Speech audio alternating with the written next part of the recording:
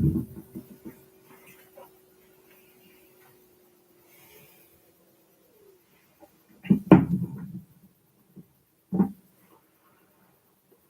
الله من قرأ سورة مباركة الفاتحة. بسم الله الرحمن الرحيم.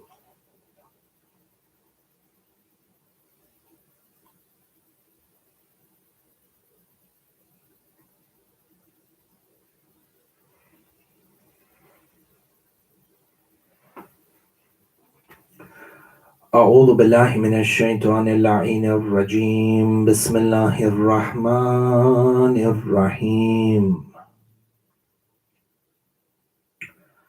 الحمد لله بارئ الخلائق الأجمعين، باعث الأنبياء والمرسلين، ثم الصلاة والسلام على أشرف الأنبياء، حبيب قلوبنا وشفيع ذنوبنا أبي القاسم محمد. اللهم صل على محمد وآل محمد وعجل فرجه. ثم الصلاة والسلام على أهل بيته الطيبين الطاهرين المعصومين المظلومين، لا سيما ولي الله الحجة ابن الحسن صاحب الأمر والزمان. اللهم صل على محمد وآل محمد. روحي وأرواح العالمين له الفداء، ولعنة الله على أعدائهم وعلى منكر فضائلهم من الأولين والآخرين إلى قيام يوم الدين. آمين رب العالمين. أما بعد، قال الله تعالى في محكم كتابه الحكيم: بسم الله الرحمن الرحيم. يا أيها الذين آمنوا اتقوا الله وكونوا مع الصادقين. صدق الله العلي العظيم وآمنا به. زينوا مجالسكم بذكر محمد وآل محمد. اللهم صل على محمد وآل محمد وعجل فرجه. أعظم الله أجورنا وأجوركم بمصيبة استشهاد سيدي ومولانا إمام مسلم ابن عقيل عليه السلام.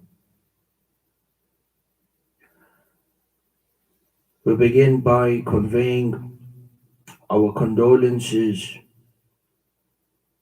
to Rasulullah and to the Ahlul Bayt, and in particular to Maulana Sahib al-Amri wa Zaman, Ajjalallahu ta'ala farajahu sharif, on the occasion of the martyrdom of Imam Muslim bin Aqeel alayhi salam. And for the Shia,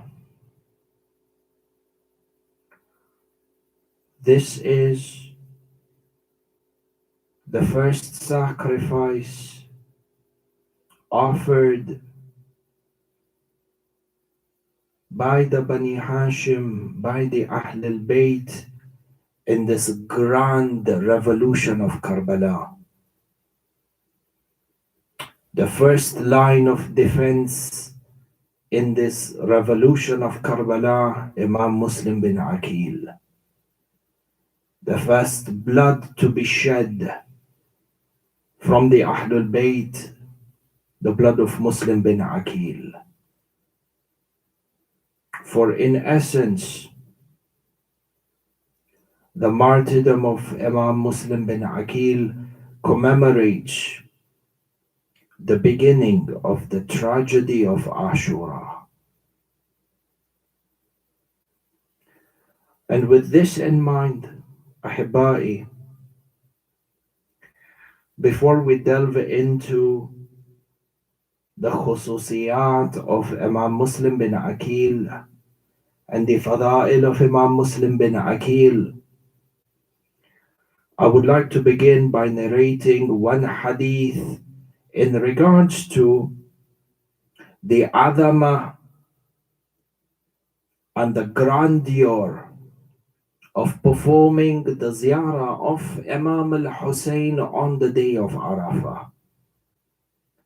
فإحنا أحبائي حسب, based on the maraja that we refer back to, for a number of the Shia, the day of Arafah was on a day like this that just passed.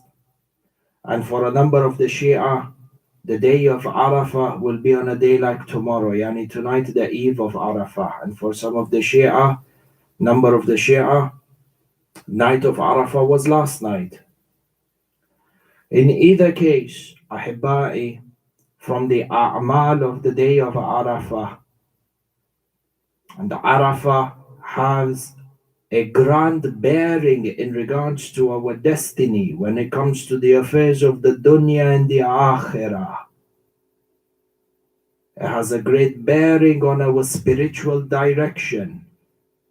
And when you take into consideration the istishhad of Imam Muslim bin Aqeel, our azah and our weeping on days like this to a great extent mark the tawfiq that we have during the days of Shahr Muharram.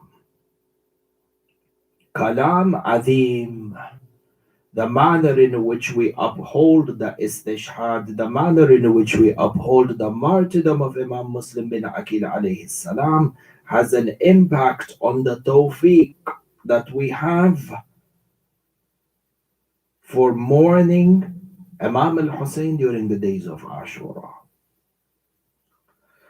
For having said this, you find that from the a'mal that are absolutely mustahab for the day of Arafah, from all the a'mal that could be performed, and the a'mal on the day of Arafah, much as it is prescribed to be from the manasik of Hajj, you find that the a'mals of the day of Arafah revolve around and emanate from Imam al-Hussein alayhi salam. For one of the greatest a'mal to be performed on the day of Arafah, the dua Arafah of Imam al-Hussein. You find in addition to this, one of the greatest a'mal to be performed on the day of Arafah is the ziyarah of Imam al-Hussein alayhi salam. And this ziyarah of Sayyid al-Shuhada on the day of Arafah has great tawfiq in regards to our spiritual achievements. Begin with the Hadith al-Sharif, which is narrated in the book Kamil al-Ziyarat. Kamil al-Ziyarat by Ibn Qawlaway al-Kummi, Rahmatullah alayh, Sheikh Ja'far Ibn Qawlaway al-Kummi, one of the grand maraja of Tashayyu'.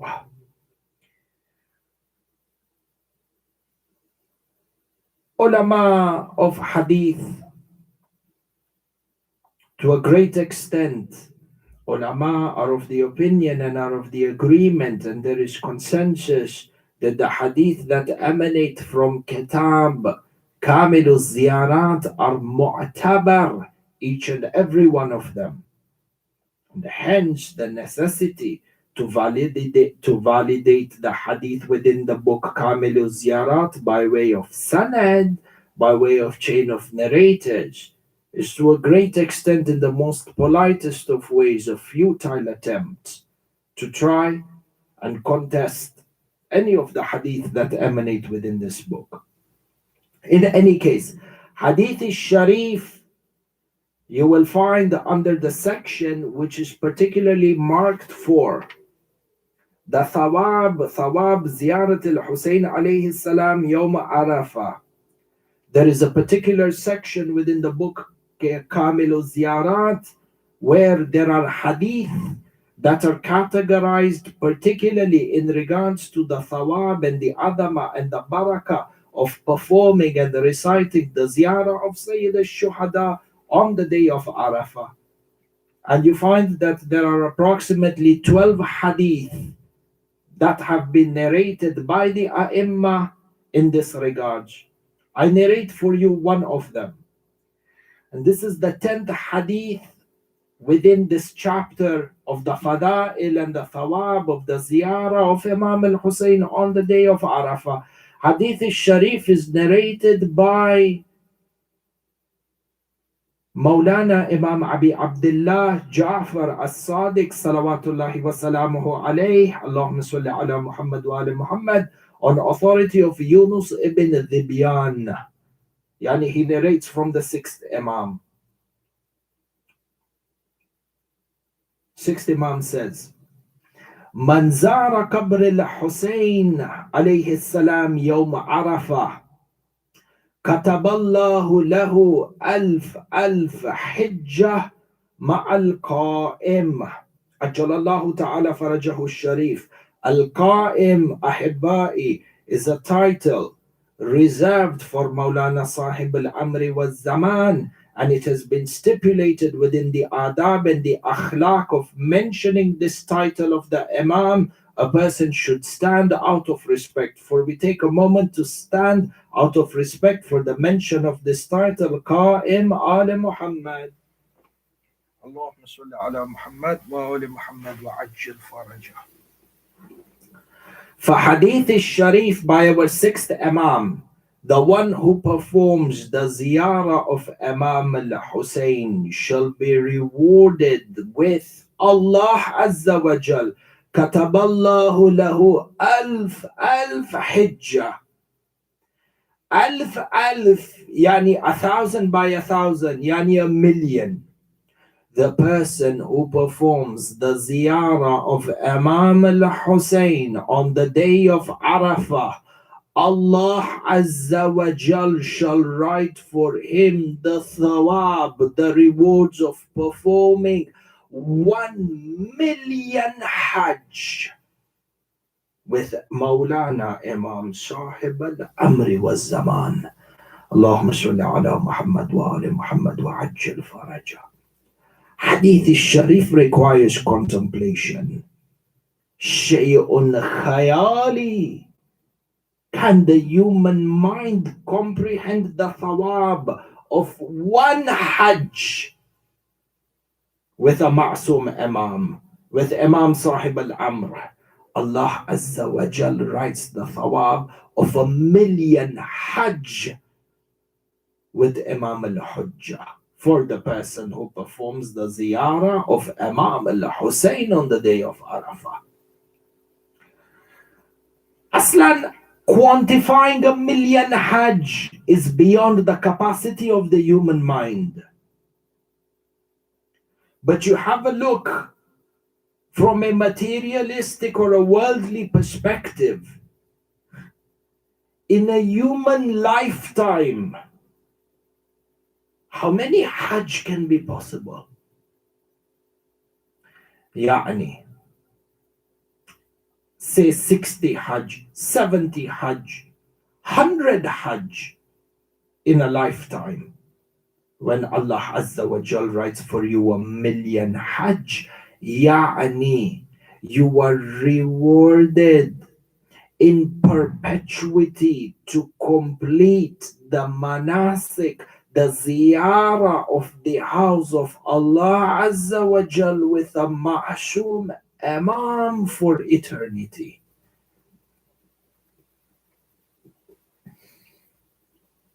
But the thawab ends just here? La. وألف عمرة مع رسول الله, and 1,000,000 umrah performed, not any umrah, Not any normal umrah, an umrah performed with Rasulullah. The reward of 1 million umrah performed with Rasulullah is granted to the one who recites the ziyarah of Imam al-Hussein on the day of Arafah.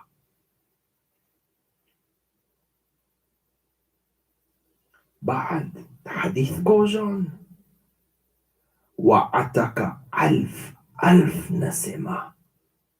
It is as if he will be given the reward of liberating 1 million people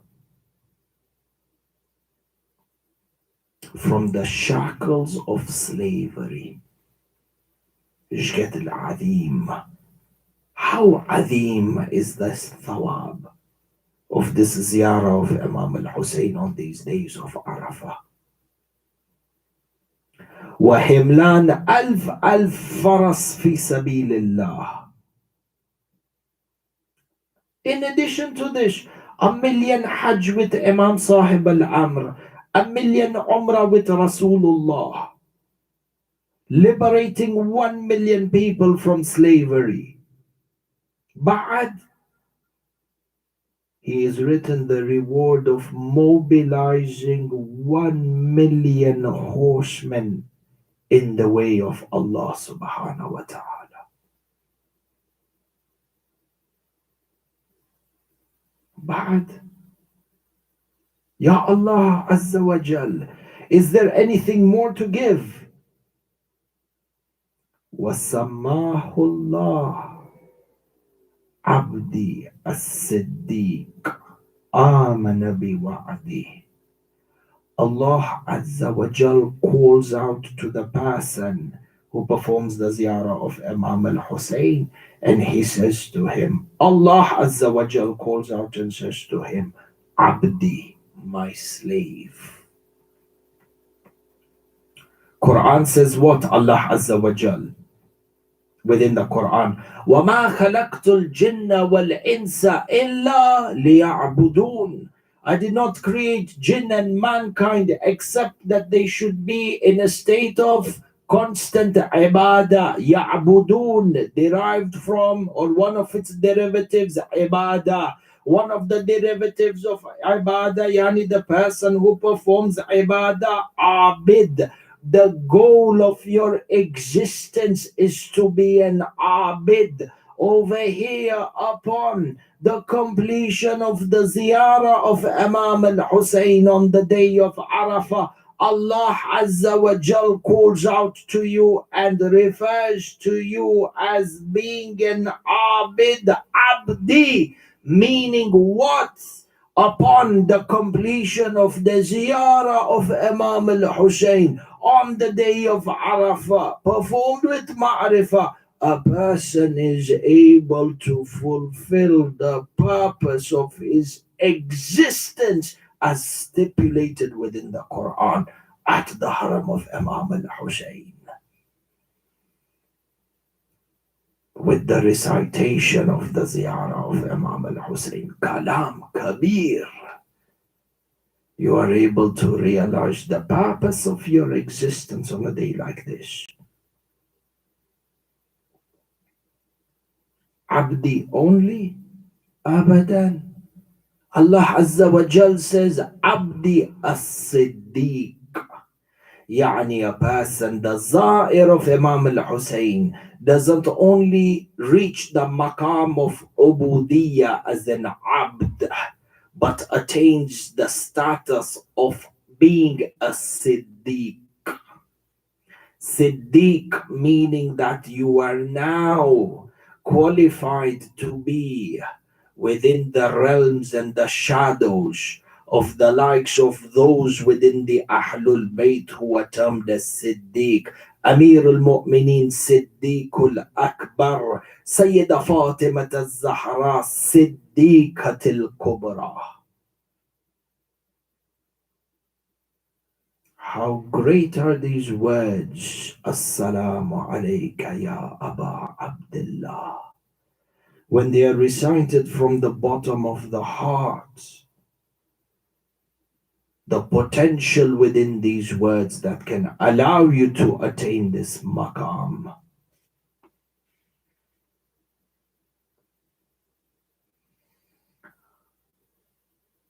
Amana biwa'di. Allah Azza wa Jal says, Abdi as-Siddiq, Amana biwa'di, who believed in my promise, attests to my promise. And within this Amana biwa'di, kalam kabir. But because we want to move to the subject of Imam Muslim bin Aqeel, we shall bypass this for now. وَقَالَتِ الْمَلَائِكَةِ. And when Allah Azza wa Jal calls upon His creation and bestows upon Him this title, and I use the word bestows upon Him this title to bring the meaning closer, and the example doesn't do justice to the concept, but by way of using a lower graded example to understand a higher graded meaning. Have you seen when the king or the queen knights an individual and bestows them with the title of a knight for the achievements and their accomplishments,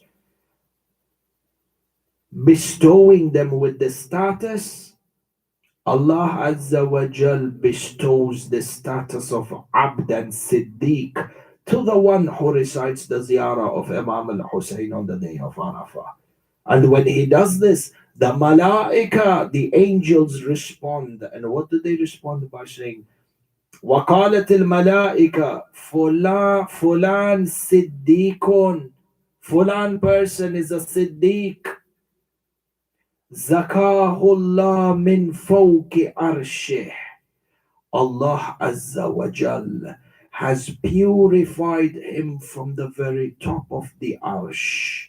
The ziyarah of Imam al-Hussein recited on the day of Arafah has the impact of purifying the heart, purifying the soul from najasa. وَسُمِّيَ فِي الْأَرْضِ كَرُوبِيَّةً. The Malaika state that upon this purification, this person who is an Abd, attained the status of an Abd, attained the status of a Siddiq, attained the honor of Tazkiyah, purification from Allah. He is now known on the earth as to be from amongst the Karubiyya. Karubiyya is a title that is given to the highest ranking angels, the likes of Jibreel and Mikael and Israfil.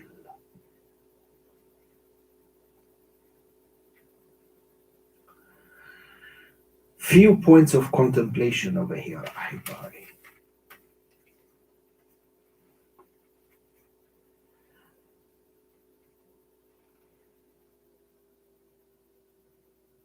It would be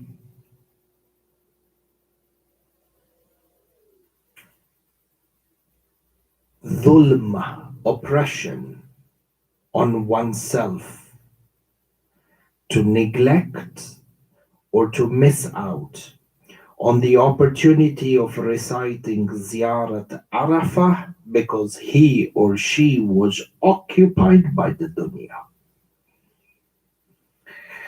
A person has committed grave injustice to himself if he or she misses out on the recitation of Ziyarat Imam al-Hussein on the day of Arafah because of the dunya or because of ghafla. Rather, it becomes a grave injustice for a person to miss out on the recitation of Ziyarat Imam al-Hussein on the day of Arafah because he was occupied with other acts of religion.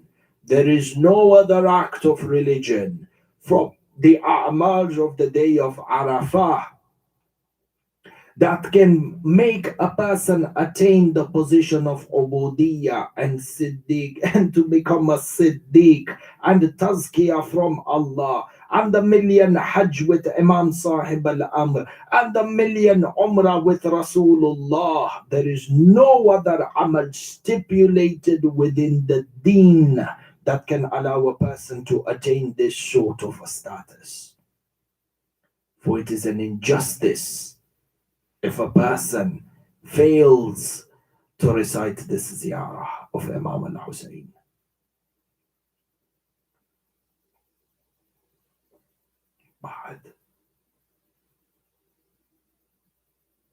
How can a person enter into Nar Jahannam when he has in the scroll of his deeds the thawab of the likes of Ziyarat Arafah of Imam al-Hussein? Number 3. These rewards that are granted to us from performing the ziyarah of Imam al-Hussein on the day of Arafah, Ahibba'i, is not because you and I deserve this hadith. It deserve these rewards. This grand reward that aslan cannot be comprehended by the human mind is not given to us because we deserve it or because of our efforts.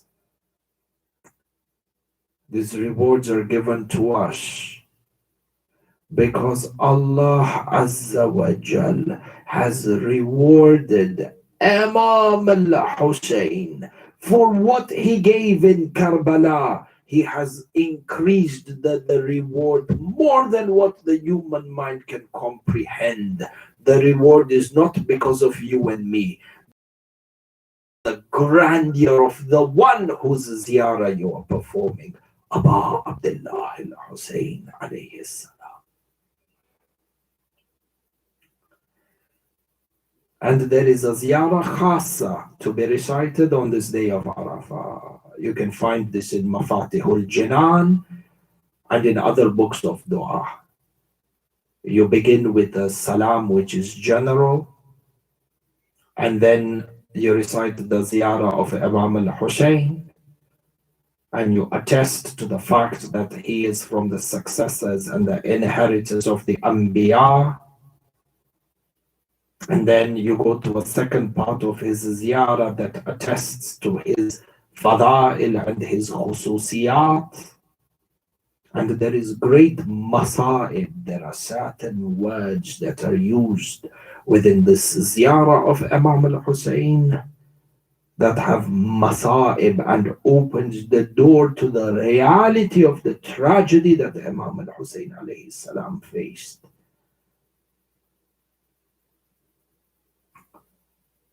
And then there is the recitation of a 2 rakat salah for Imam al-Hussein and dua to be recited after that.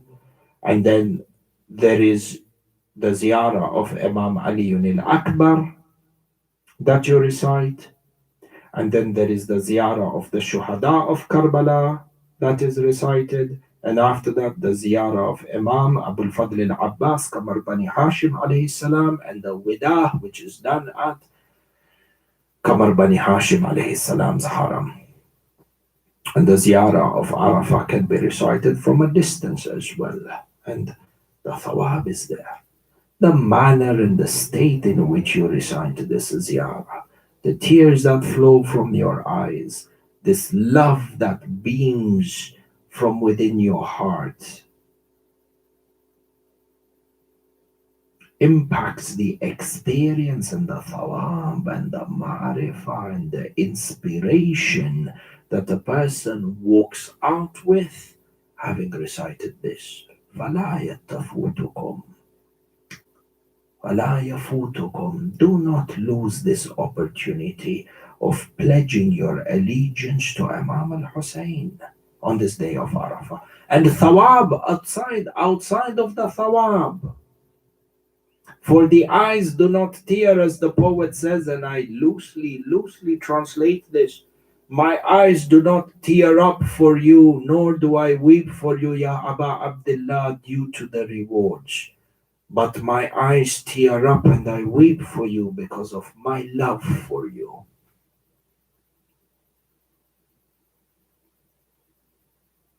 On this day when the world abandoned Imam Muslim bin Aqeel,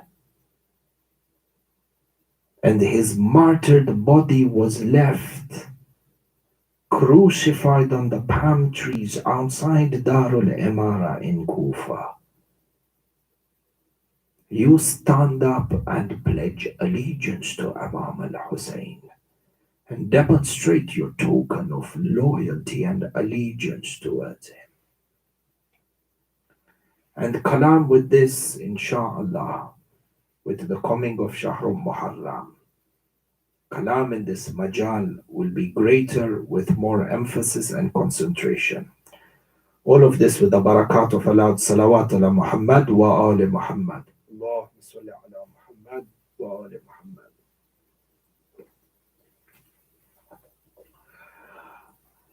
Ahibai, kalam in regards to the khususiyat and the fada'il of Imam Muslim bin Aqeel. And there are two aspects that I would like to illustrate for you on this night. Number one, the maqam of Imam Muslim bin Aqeel, the status of Imam Muslim bin Aqeel alayhi salam. For the historians mention that as Imam al-Hussein alayhi salam left the city of Medina and migrated towards the city of Mecca, and as the Islamic nation began to understand of the resistance of Imam al-Hussein and his refusal to submit to the rule of Yazid al-La'in, the people of Kufa, with all their different backgrounds and allegiances, their different political and ideological beliefs. This is important. The type of people who wrote to Imam Muslim bin Aqeel. And we will focus on this in much more detail during the blessed nights of Shahr Muharram, if we are blessed with life and opportunity, inshaAllah. The tawfiq from Allah Azza wa Jal. But suffice it is for you to know that different people with different backgrounds, different political ideologies, different political affiliations, different ideological affiliations, wrote to Imam al-Hussein asking him to come to Kufa as their Imam and as their leader. For you find that Imam al-Hussein from the city of Mecca wrote a letter to the people of Kufa, saying to them that I have received your letters and understood the contents and the requests that you are in need and seeking me as this God-appointed Imam who will lead you and guide you through justice and through the teachings of the book. The Imam goes on to say, وَقَدْ بَعَثْتُ إِلَيْكُمْ أَخِي وَابْنَ عَمِّي وَثِقَتِي مِنْ أَهْلِ بَيْتِي Muslim bin Aqeel. And I send to you as an emissary, as an ambassador. And I will tell you why I use the word over here, ambassador. I send to you my brother, number one. Imam al-Hussein refers to Muslim bin Aqeel as Akhi, as my brother.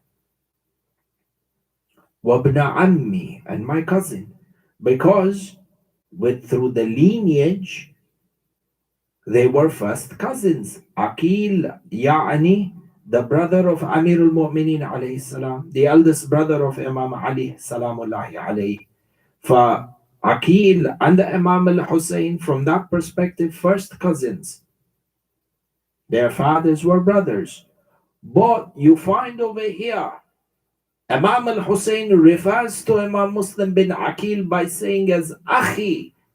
Even before this blood relationship is mentioned through the word or through the phrase Ibn Ammi, he says, Akhi, my brother, which begins to show you the depth of the connection and the relationship between Imam al-Hussein and Imam Muslim bin Aqeel that surpassed the ties of a blood relation. There was something much greater from the realm of Alam al-Dhar and Alam al-Nur. The connection between Imam al-Hussein and Imam Muslim bin Aqeel. And this is reflected within the word وَقَدْ بَعَثْتُ إِلَيْكُمْ أَخِي, my brother. أخي وابن عمي وثقتي من أهل بيتي.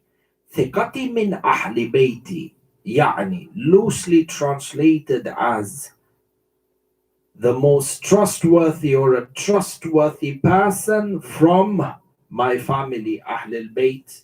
And over here, just to make sure that no misconception creeps into the mind, this wasn't a show of hereditary power that I'm bringing to you something from someone from my family, or it's a thing of nepotism. Abadan la. Over here, when Imam al-Hussein says Ahl Bayti, it's a reference to a divinely purified lineage and family selected by Allah Azza wa Jal. إنما يريد الله ليذهب عنكم الرجس أهل البيت ويطهركم تطهيرا. اللهم صل على محمد وعلى محمد. This Ahlul Bayt of Tahara, this Ahlul Bayt of Isma, this Ahlul Bayt, who are the carriers and the representatives of the message of Allah Azza wa Jal. Imam al-Hussein says, this Ashab al-Kisa, for whom I am the fifth one of the Ashab al-Kisa, the most trustworthy one, or a trustworthy representative, the thiqati, this trustworthy representative of mine from this Ahlul Bayt that is a representation of Tahara and Isma, is Muslim bin Aqeel alayhi salam. When you go back to the Arabic lexicons, you will see that the word thiqati, yani thiqa, a person who is, we translate thiqa as trustworthy or credible, particularly you find within the books of Ilmul Hadith, be it within the books of Ilmul Hadith, when they talk about the status of the Rijal and so on and so forth, the terminology thiqah is used very commonly and very generally. Yani, credible person, trustworthy person. When you refer back to the lexicon, thiqah, yani, man yu'tamad alayh, the person who you can rely upon. Yani, thiqah over here, meaning that the person who has, if the person you can rely upon, a person you can rely upon to act upon your behalf. Yani the person who has the authority to act on your behalf. So from here we understand the maqam of Imam Muslim bin Aqeel, that Imam al-Hussein alayhi salam had authorized him to act on his behalf in the city of Kufa. Meaning what? The knowledge of Imam al-Hussein, what Imam Muslim bin Aqeel emanates in the city of Kufa from knowledge, is knowledge that he is emanating on authority of, on behalf of Imam al-Hussein. The wisdom that transpires from Imam Muslim bin Aqeel is on authority of, on behalf of the wisdom of Imam al-Hussein. But the hadith goes on, or the historians of one go on to say, At-Tabari in his Tariq, in his book of Tariq, in his historical compilation, this book of history known as Tariq al-Tabari, says and describes when Muslim bin Aqeel alayhi salam got to the city of Kufa, he went on to say, or Tabari in his book Tariq al-Tabari goes on to say, فَأَقْبَلَتْ عَلَيْهِ النَّاسُ يُبَايِعُونَهُ. The people of the city of Kufa rushed towards Imam Muslim bin Aqeel alayhi salam, pledging allegiance, granting the bay'ah to Imam Muslim bin Aqeel, meaning that the responsibility of Imam Muslim bin Aqeel in the city of Kufa, and in the manner that it was understood by the people as the ambassador of Imam al-Hussein, Muslim bin Aqeel was authorized to seek the bay'ah from the people, and the bay'ah to Muslim bin Aqeel alayhi salam represented bay'ah to Imam al-Hussein alayhi salam. Yani bay'ah, pledge of allegiance to Imam Muslim bin Aqeel within the language of Sharia and Deen means what? That obedience towards Muslim bin Aqeel is obedience towards Imam al-Hussein. Disobedience and deceit towards Muslim bin Aqeel is deceit towards Imam al-Hussein. The ambassador to this Imam, who Allah Azza wa Jal says that Hussein is the Safinatun Najat and the Misbahul Huda, this lantern of guidance. The doorway is Muslim bin Aqeel. This ark of salvation, it is Muslim bin Aqeel vetting and guiding the people towards boarding this ark. This position of representing Imam al-Hussein to establish wilaya and imama is a maqam adim. Salamullahi alayhi. This is one. Number two, Ahibai,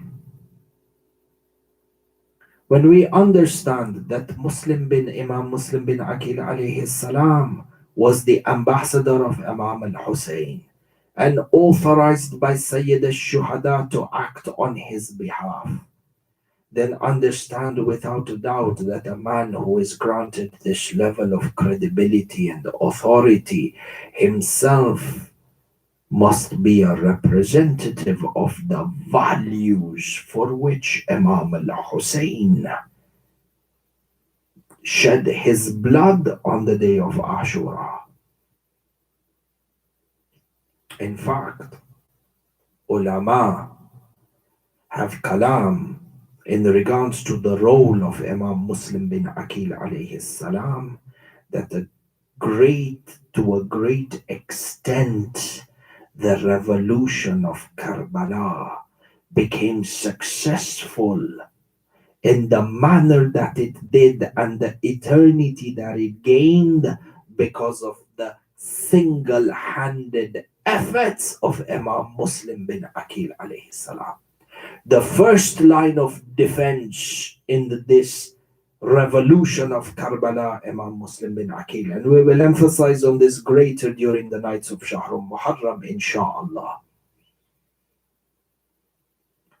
But I want to show you over here, and I want to narrate and recount this one incident of history that shows you the integrity and the character, the glory of Imam Muslim bin Aqeel, such that Imam al-Hussein embarks or ordains upon him this responsibility of ambassadorship. And there is a reason why he was selected to be this first line of mobilization and defense. This first snowball, as you would say, that leads towards the avalanche of Karbala. The historians mention that when Ubaydullah ibn Ziyad al-La'in came to the city of Kufa and replaced the governor Nu'man ibn Bashir, unlike what some speakers and what some people utter over the minbar, that he was not that bad of a person. He made a couple of wrong choices in that He pledged allegiance to Uthman and pledged allegiance to Muawiyah. But when Muslim bin Aqeel came, he really didn't interfere in the affairs of Muslim bin Aqeel. And as a result, Ibn Ziyad had to come to the city of Kufa, so he wasn't that bad of a person. La'anatullah alayh. Nu'man ibn Bashir did not have the courage and did not have, number one, the political will to stand up in force against Imam Muslim bin Aqeel. And that cowardice does not mean that he was an ally or he was not that bad. It's just because he didn't kill the Shia, he's not a bad person. Is that the scale of justice? That just because a leader does not kill the Shia, that he's a good person? What low level of accreditation do we have towards men of history? Wala, in any case, the importance of studying history and the importance of understanding the evaluation of men in history, lest we do not mislead people from the minbar, misguide people from the minbar to have compassion for those who played a role in the shedding of the blood of Imam al-Hussein and shedding the blood of Muslim bin Aqeel. These people who vouch and come and say Nu'man ibn Bashir was not that bad of a person just because he was tasked with accompanying Ahlul Bayt back from Sham to Medina after the event of Karbala. This is not a denotation that he was a good person. Where was this Nu'man bin Bashir when Muslim bin Aqeel was being beheaded? Where was this Nu'man ibn Bashir when the body of Muslim bin Aqeel was being dragged headless by horses across the city of Kufa on the day of Eid as they shamelessly celebrated Eid in Masjid al-Kufa? Yes, subhanallah. I have Shia who come and tell you Nu'man ibn Bashir was not that bad of a person. Was Bay'atu Muslim bin Aqeel not wajib upon Nu'man ibn Bashir? Of course it was. Where was he? If he didn't give the bay'ah to Muslim, meaning he didn't give the bay'ah to Imam al-Hussein, a person who does not pledge allegiance to Imam al-Hussein is in Jannah or Jahannam. From an aqaid perspective. وَلَا حَوْلَ وَلَا قُوَّةَ إِلَّا بِاللَّهِ الْعَلِيِّ الْعَظِيمِ. In any case, أحبائي, be careful from who you take your ilm. And for us as scholars as well, be careful where you take your ilm before we come and sit on the pulpit and attempt to guide people. For a person whose aqidah, a person whose tradition of men historical is invalid, what guidance he will give to other person? فَاقِدُ الشَّيْء لَا يُعْتِي. Qaida basita in life. Blind person cannot help another blind man cross the road. Leave aside, take him across the motorway or take him across a highway. Musibah. In any case, Ahibai, our kalam over here that when Ubaidullah ibn Ziyad al-La'in comes to the city of Kufa and he threatens the people and warns them of standing up in support of Muslim bin Aqeel, and bribes them and threatens them, and a bounty is set on the head of Imam Muslim bin Aqeel alayhi salam. You find that the hadith state that, or historians state, Muslim bin Aqeel went into hiding because prior to this he was housed at the residence of Mukhtar Thaqafi. But upon the arrival of Ubaidullah ibn Ziyad al-La'in and this public warning of death for anyone who supported the revolution of Imam Muslim bin Aqeel and a bounty on the head of Imam Muslim bin Aqeel, Muslim bin Aqeel changed locations and went into hiding. And the historians mention that Muslim bin Aqeel was hiding or kept his presence discreet within the house of Hani ibn Urwa. While he was in the house of Hani ibn Urwa, there was yet another Shia figure who was very famous and had a great social standing by the name of Sharik ibn Abdullah al-A'war. Sharik ibn Abdullah al-A'war was known to be from amongst the staunchest Shias of Amir al-Mu'mineen. In fact, he participated with Amir al-Mu'mineen in the Battle of Jamal, in the Battle of Siffin, and in the Battle of Naharwan. And in the Battle of Siffin, Sharik al-A'war, Sharik ibn Abdullah al-A'war fought side by side with Ammar ibn Yasir, and he was absolutely vocal of Muawiyah's policies even during the days of Imam Hassan al-Mujtaba and in the first 10 years of the imamate of Imam al-Hussein alayhi salam. Person who was very well known in the city of Kufa, a seasoned warrior, outspoken, cultured, educated, a person who understood the dynamics of Arabian politics to the dot. This person, Sharik, was a very strategic person, and Ubaidullah ibn Ziyad knew this. For Ubaidullah ibn Ziyad al-La'in was suspicious that people like Sharik ibn Abdullah al-A'war were mobilizing public support for the leadership and for the ultimate revolution of Muslim bin Aqeel. So Ubaidullah ibn Ziyad made a point to make a public visit, to make a visit to Sharik ibn Abdullah al-A'war. However, during this time, Sharik ibn Abdullah fell ill. He was an elderly man, and his health was not at the best. In fact, he was suffering from an ailment. He was suffering from a physical condition that ultimately led to his death. So he was in the final days of his life, in severe sickness and pain. Ubaidullah ibn Ziyad makes an announcement that I am going to visit Sharik. He sends a letter to Sharik, and he says to him that I am going to come to visit you. And the excuse that is used, Ubaidullah ibn Ziyad wants to suss out information from Sharik al-A'war in regards to what is the reality of the situation of Muslim bin Aqeel. However, he uses the excuse that I'm coming to visit you because you are sick. I'm coming to pay you a hospital visit. Sharik is also at the house of Hani ibn Urwa. And Imam Muslim bin Aqeel is also secretly residing in the house of Hani ibn Urwa. So the letter comes to Sharik that Ubaidullah ibn Ziyad is going to come and visit you on this day at this time.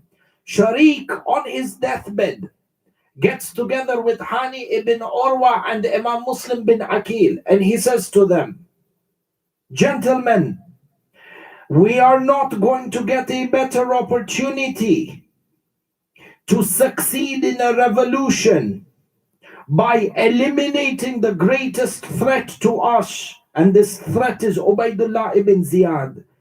I am using my sickness, and perhaps this is an opportunity from Allah Azza wa Jal, that Ubaidullah ibn Ziyad comes to our house. He's going to be all alone. He's going to be unguarded. He will most likely not be armed. And if he's inside of our house within the constraints of these four walls, Muslim bin Aqeel, you should come out and you should attack and kill Ubaidullah ibn Ziyad.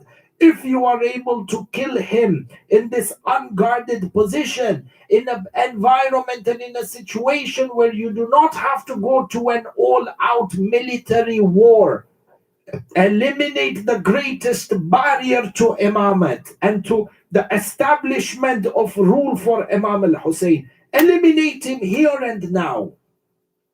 He says, you, Muslim bin Aqeel, will gain control over the entire city of Kufa, and I, Sharik ibn Abdullah al-A'war, if I'm still blessed with health, I will ensure that the entire city of Basra is obedient towards your rule. I shall mobilize support from Basra. Think about this. Think about the proposal on the table, Ahibai. Imam al-Hussein has fled Mecca because Yazid al-La'in sent an army of assassins to assassinate Imam al-Hussein while he's in Ihram in the city of Mecca. Imam al-Hussein flees the city of Mecca, coming towards the city of Kufa. Inside the city of Kufa, Ubaidullah ibn Ziyad has been designated as the governor of the city of Kufa and Basra. These two provinces, their leadership was brought together and combined under the governorship of one person, and that is Ubaidullah ibn Ziyad. Ubaidullah ibn Ziyad, who has a history of mass genocide and terrorism against the Shias of Ali Muhammad from the days of Imam Hassan al-Mujtaba, has come to the city of Kufa to quash the revolution of Muslim bin Aqeel. The only barrier to the victory of Muslim bin Aqeel alayhi salam, and victory for Muslim bin Aqeel would mean an open, clear path for Imam al-Hussein to come into the city of Kufa. And Sharik has guaranteed them support from the city of Basra, meaning Basra and Kufa, both of them combined under your leadership, is a confirmed victory and the dissolution of the rule of Yazid. Confirmed. And the golden opportunity has come to you. You do not need to go out into an all-out war. You do not have to mobilize people. You do not have to invest in weapons. There doesn't need to be mass loss of life. Greater than that, you don't have to depend upon people who are shaky in their support lest they abandon you. This is the opportunity. Yallah is in your house.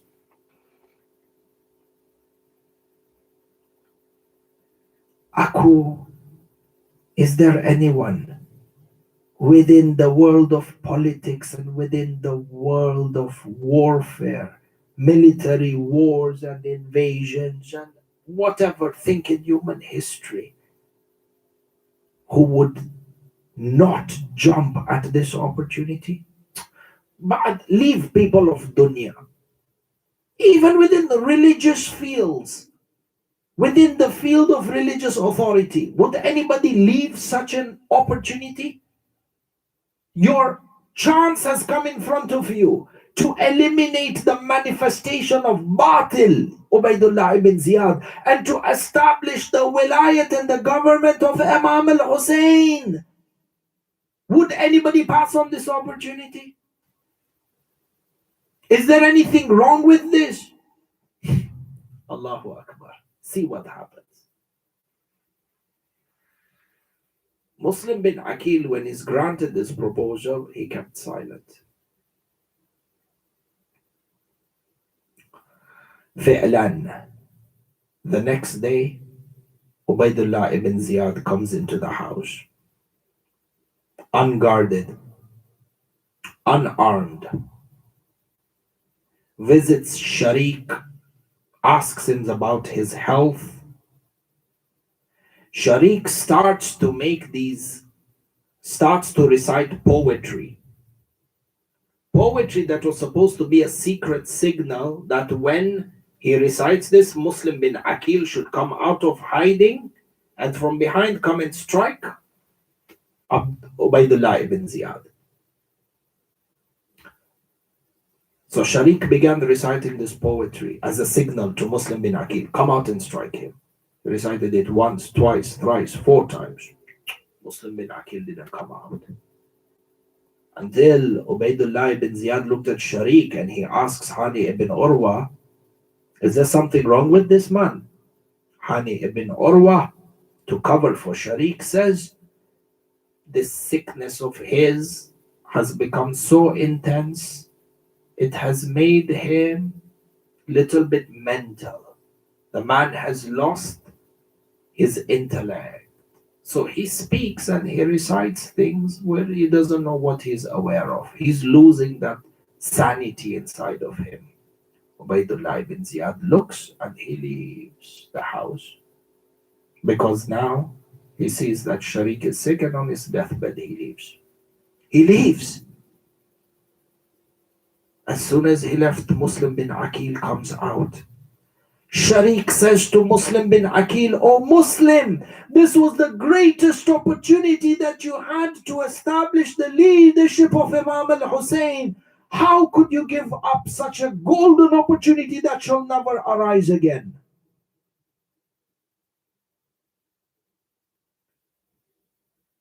Muslim bin Aqeel replies back by saying, "I have heard the hadith by Rasulullah sallallahu alayhi wa alihi wa sallam, Allahumma salli ala Muhammad wa ala Muhammad wa ajil faraja." And I read you the hadith verbatim.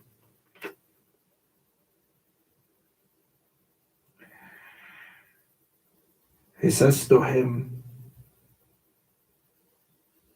"Al-mu'minu qaydul fatak, fala yaftikul mu'min."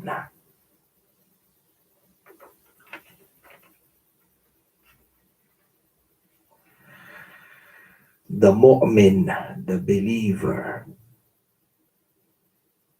to paraphrase and to put this into context, the mu'min is bound by principles.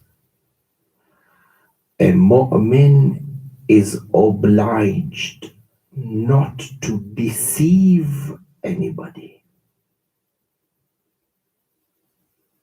The believer cannot be a deceiver. Allahu Akbar. The principles for which Muslim bin Aqeel stood up for, the principles for which Imam al-Hussein stood for. For Imam Muslim bin Aqeel to attack Ubaidullah ibn Ziyad in a house when he is unarmed, unexpected, to be engaged in war is a form of deceit. It goes against your integrity. It goes against a code of honor. It goes against the values of courage. A person comes to your house to visit you, and you turn that visit into an uneven battleground and you kill him. This is not courage. This is not honor. These are not values. Courage, honor is when you meet each other on equal playing fields, on an equal battleground, and then each one exhibits his strength. Deviousness and deceit over here is not honor. Actually, it's cowardice.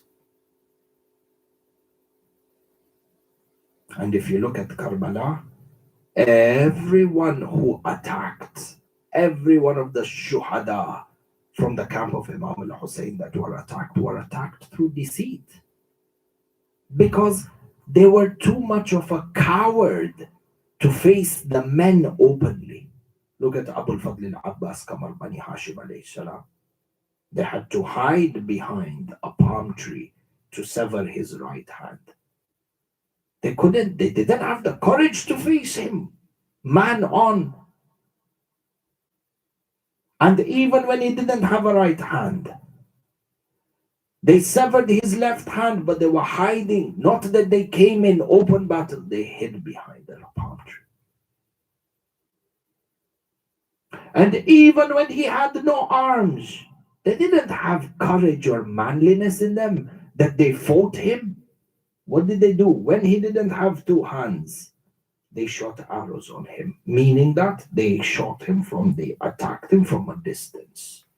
Even at that time, they didn't have enough sharaf or honor to come and face him man on. Deceit is the trait of a coward. They're not willing to face you on an equal ground. They will attack you from behind. And this is a concept in life, ahibai, not only the battlefield. A coward is that one who does not have the courage to come and tell you on your face, to discuss with you on your face, rather behind your back, fulan and fulan and fulan. Look at this opportunity and look at the reason for why Muslim bin Aqeel gave up this opportunity. The mu'min cannot deceive anyone or gain victory through deceit, become victorious through deceit. And we understand from here that in the revolution of Imam Muslim bin Aqeel, which was a representation of the revolution of Karbala, this was not a war for worldly power. This was not a war for seeking worldly gains and positions of leadership. Rather, this was a struggle between the principles of haqq and the principles of batil. And Muslim bin Aqeel did everything in his power to ensure that the principles of haqq and virtue will always prevail upon the principles of batil and evil, even if it is at the expense of the worldly gains or the expense of your life. The preservation of pure principles is what is more important. And this is this eternal lesson in the revolution of Imam Muslim bin Aqeel and in the revolution of Karbala. Finding men who abide by principles, finding men who live their lives by principles is very difficult. Far and wide apart do you find men who are willing to embrace every consequence, will suffer every consequence, but will live by a principle. This is what Imam Muslim bin Aqeel taught us. Kalam is kabir in this majal. And hopefully, as we said, the nights of Shahr Muharram provide us with a further opportunity for this. Sallu ala Muhammad wa ala Muhammad. Allahumma salli ala Muhammad wa ala Muhammad wa ajil faraja. Ahibai, the masa'ib of Imam Muslim bin Aqeel is a tragedy that is great. The narrations mention over here, and as you recite your dua Arafah and you mourn for Imam Muslim bin Aqeel, Ahibai, mourn for the daughter of Imam Muslim bin Aqeel, this 3 to 4 year old daughter by the name of Hamida, Allah, the same age as Sayyida Ruqayya. And she was with Imam al-Hussein, and she was in the camp of Imam al-Hussein, Sayyida Hamida, the daughter of Imam Muslim bin Aqeel. And as they left from Mecca, Allah, when the news of the martyrdom of Imam Muslim bin Aqeel reached Imam al-Hussein, because the narrations mentioned before Imam Muslim bin Aqeel was beheaded, he turned towards the direction of Imam al-Hussein and he said to him, Assalamu alayka ya Aba Abdullah. The salam of Muslim bin Aqeel reached Imam al-Hussein. Sayyid al-Shuhada turned towards the city of Kufa and replied back, Wa alayka salam, ya akhi wa ibn ammi wa thiqati ya Muslim bin Aqeel. At this moment, Imam al-Hussein called upon the daughter of Sayyid Muslim bin Aqeel, Sayyida Hamida. He said to Sayyida Zainab al-Kubra, bring me the daughter of Muslim bin Aqeel, bring me Hamida.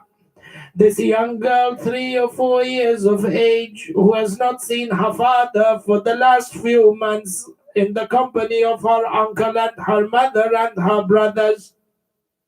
Imam al-Hussein sits Hamida on the lap and he begins to stroke her hair and put his hands through her hair and the head. Sayyida Hamida looks up at Imam al-Hussein She says to him, oh my uncle, oh Abba Abdullah, tears rolling down the eyes of Imam al-Hussein. She says to him, oh my uncle, oh Abba Abdullah, why do you treat me in the same way that the orphans are treated? Allah, Allah. Imam al-Hussein's eyes were flowing with tears, the tears rolling down his beard onto his cheeks. He then called for his daughter Ruqayya. Sayyida Ruqayya, 3-year-old daughter of Imam al-Hussein, comes. He sits her on one lap, he sits Hamida on the other lap, and he says to her, oh Hamida, from today consider me to be your father.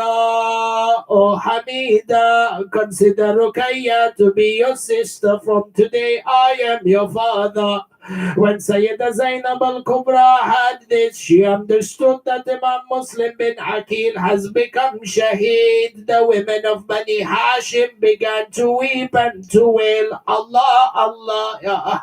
This was Muslim bin Aqeel on the day of Arafah, or on the night of Arafah. On a night like this, the people of Kufa had abandoned him, so Imam Muslim bin Aqeel began to walk through the streets of Kufa all by himself, not knowing which way to go, sometimes on the right of Kufa, sometimes into the left alleyways of Kufa.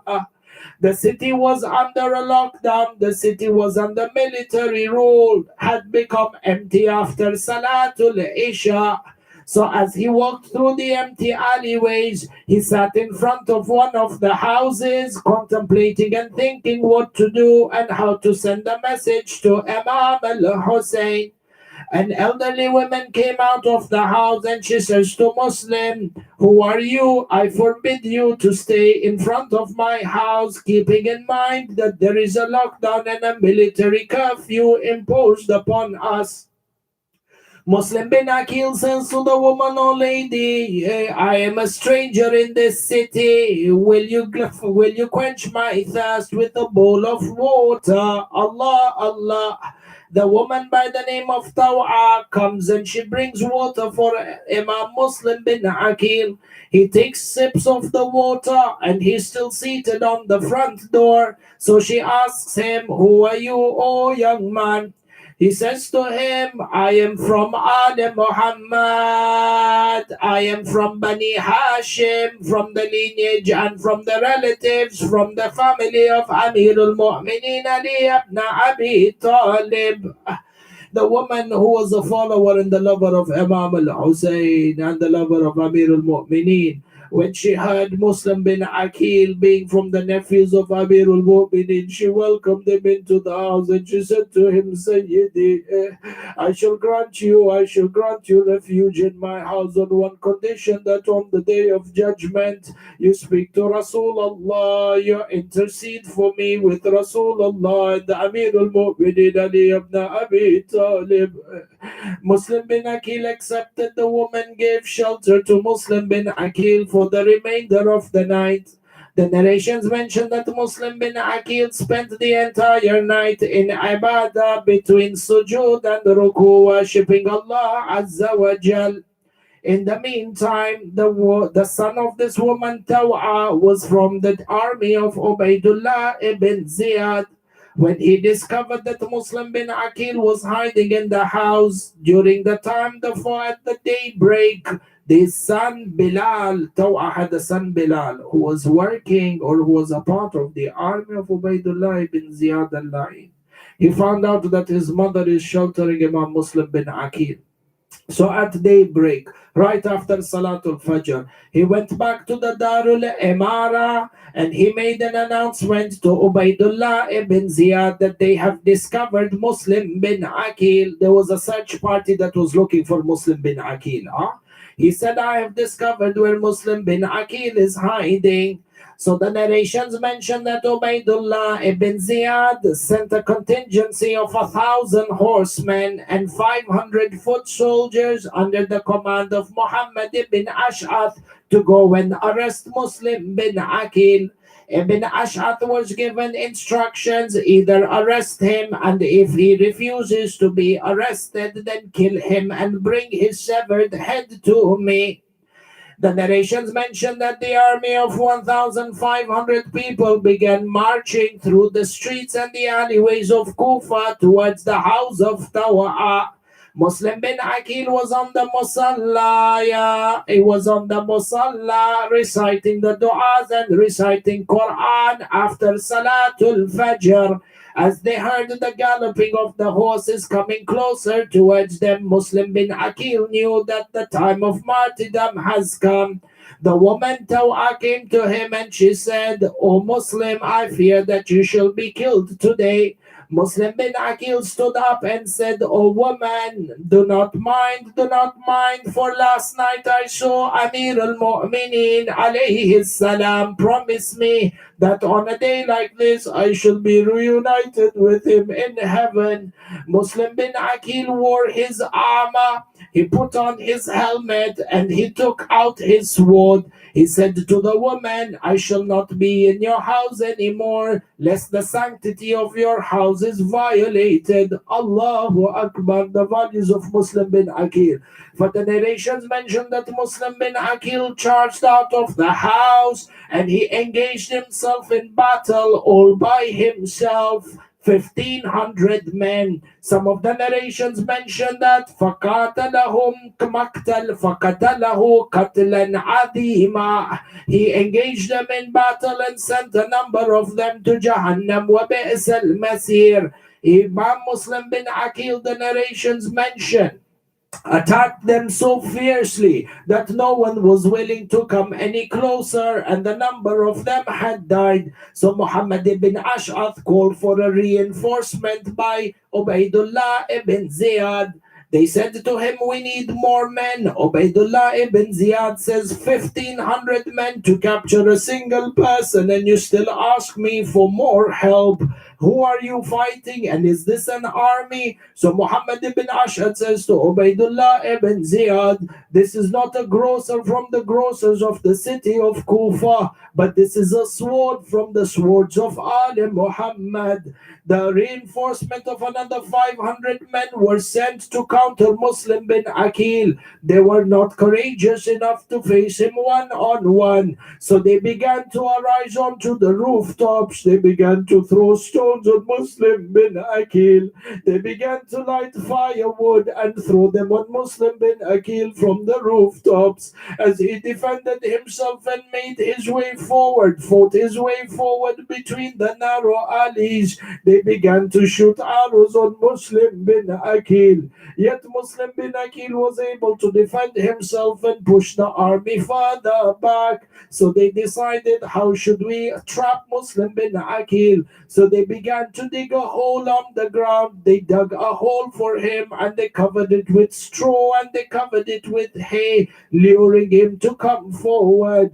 As Muslim bin Aqeel came forward, he stepped over the hay and fell into the hole that was dug for him. As he fell into that hole, the Maktal mentions that one of them came forward and struck Muslim bin Aqeel with a spear in his back. Allah, Allah, ya. They captured him, they brought him to Darul Imara. Ubaidullah ibn Ziyad called for the beheading of Muslim bin Aqeel. Allah, Allah, ya Shi'at Ali Muhammad. They took Muslim bin Aqeel to the top of Darul Imara. The narrations mention that Ubaidullah ibn Ziyad called one of his slave men to behead Muslim bin Aqeel. Muslim bin Aqeel began to recite the Shahada. He then turned towards the direction of Imam al-Hussein and said, "Assalamu alayka ya Aba Abdullah al-Hussein." He then looked up towards the heavens and said, "Allahumma ahkum baynana wa bayna man ghadarana wa man khadalana." Ya Allah, you bear witness and you judge between those who promised us support, and then who went on to betray us. The narrations mention that they made Muslim bin Aqeel kneel with his hands tied behind his back. The Dhalim came forward and struck Muslim bin Aqeel with a sword from the back of the neck, severing the head of Muslim bin Aqeel from the body altogether. Allah, Allah, as if this was not enough, they took the headless body of Muslim bin Aqeel and they threw it from the top of Darul Imara onto the ground. Do not ask me how many bones were broken in the headless body of Muslim bin Aqeel.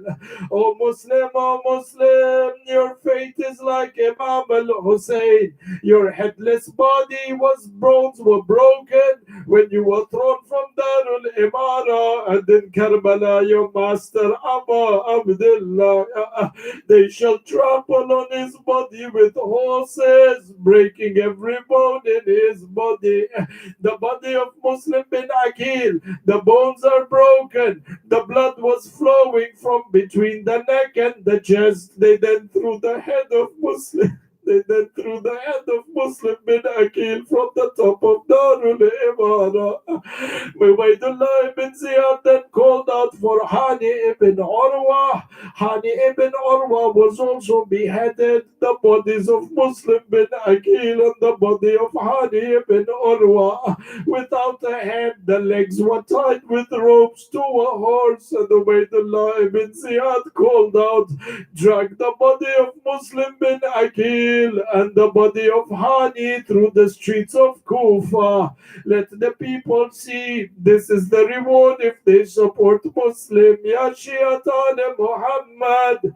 The bodies of Muslim bin Aqeel and Hani were paraded and dragged through the city of Kufa. On one hand, the people are preparing for Eid.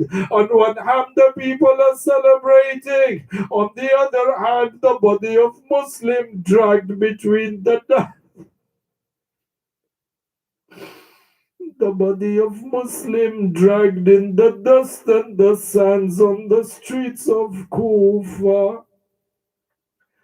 Inna lillahi wa inna ilayhi raji'un wa la hawla wa la quwwata illa billah. Matam Hussein, Matam Muslim bin Aqeel.